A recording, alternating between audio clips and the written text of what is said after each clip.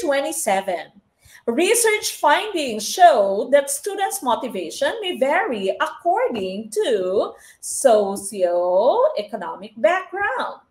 Which observation can attest to this? Would it be letter A? Females are more likely than males to earn higher grades. Students from poor families have higher risks of dropping from school.